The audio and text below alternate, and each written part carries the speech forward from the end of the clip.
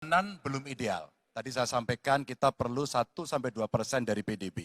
Sekarang masih 0,78%. Ini data. Untuk beli alutsista masih harus ngutang dan utang kita di 2023 naik dari 20,7 miliar dolar menjadi 25 miliar dolar. Padahal target Renstra kita, perlu saya panjangkan, rencana strategis ya. Minimum essential force di 2024 tidak tercapai kira-kira. Karena sekarang hanya 65,49% dari target. Kira-kira menjadi pertanyaan saya nih Mas Anies. Apa solusi ekonomi pertahanannya untuk kita bisa mengejar ketertinggalan dan kemudian menyelesaikan persoalan-persoalan itu agar pertahanan kita menjadi strong. Baik, masih ada Bapak sedikit lagi? Cukup. Baik. Baik, terima kasih Pak Ganjar. Mohon untuk tenang. Kami persilakan Bapak Anies Baswedan untuk menjawab waktu Bapak 2 menit. Silakan. Terima kasih Pak Ganjar. Jadi terkait dengan anggaran pertahanan, seperti tadi disampaikan kita masih di bawah. Kalau tadi disebutkan 0,78, kami memandang memang perlu sampai dengan 1-1,5% yang kita butuhkan. Dan untuk itu, maka kita harus memperbesar GDP kita, memperbesar APBN kita. Karena itulah pertumbuhan ekonomi menjadi penting. Dengan pertumbuhan ekonomi yang merata dan berkualitas, harapannya maka kita memiliki masukan negara yang cukup. Kemudian yang kedua, tadi terkait dengan hutang.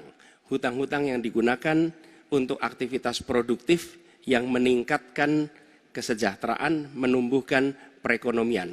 Itu juga salah satu cara untuk memperbesar APBN kita dengan adanya pendapatan ini. Yang ketiga adalah bagaimana pajak kita diperluas basisnya, ditingkatkan efektivitasnya. Lagi-lagi untuk meningkatkan pendapatan.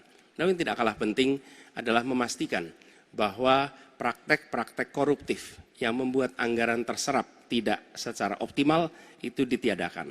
Dengan begitu, maka porsi yang kita miliki untuk sektor pertahanan akan bisa kita alokasikan.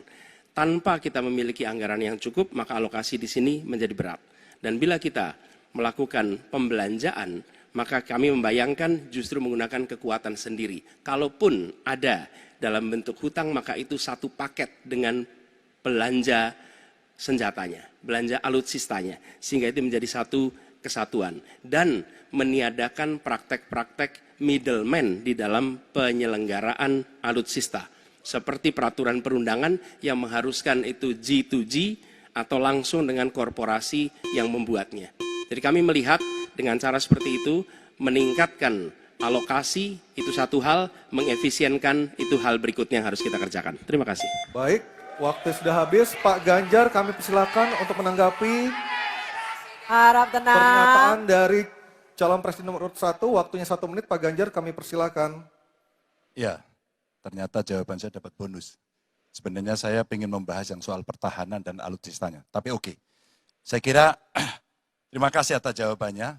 Saya ingin menyatakan dengan jelas, maka pertumbuhan ekonomi 7% wajib. Alokasi 1-2% PDB menurut saya menjadi keharusan agar kuat. Dan belanja alutsista kita ini harus jadi investasi pertahanan kita. Tanknya dibuat di Pindad, helinya di PT DI, fregatnya ada di PT PAL, sibernya ada di PT LEN. Maka kalau kemudian itu bisa kita optimalkan betul-betul, rasa-rasanya apa yang ingin kita capai dari minimum essential forces-nya akan tercapai. Kalau kita lihat di 2024 yang rasa-rasanya agak berat bisa dicapai, maka saya khawatir makin mundur, tidak ajak dalam perencanaan samudera untuk mengawal Indonesia dan pertahanan sakti 5.0. Waktu habis, terima kasih Pak Ganjar. Kami persilakan, oke, tenang. Kami persilakan Bapak Anies untuk menanggapi tanggapan dari Pak Ganjar, waktu Anda 1 menit. Silakan. Ya, pemanfaatan atas sumber daya lokal itu penting, perlu kita teruskan. Dan kita perlu memanfaatkan juga, memastikan bahwa tenaga-tenaga dalam negeri untuk bidang pertahanan itu diinvestasikan secara serius. Pembahasan mengenai investasi sumber daya manusia ini kunci. Kita perlu mengirimkan lebih banyak lagi generasi baru untuk ilmu-ilmu alutsista. Sehingga ke depannya penyelenggaraan alutsista domestik bisa berkembang. Itu satu hal dalam jangka panjang. Nah, karena itu saya sepahaman tentang pentingnya dalam negeri.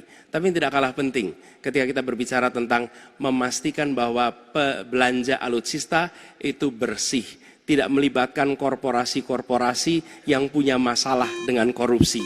Dengan begitu maka bukan saja anggarannya efisien, tapi tidak bocor di dalam belanja alutsista. Baik, terima kasih Pak Anies, waktunya sudah habis.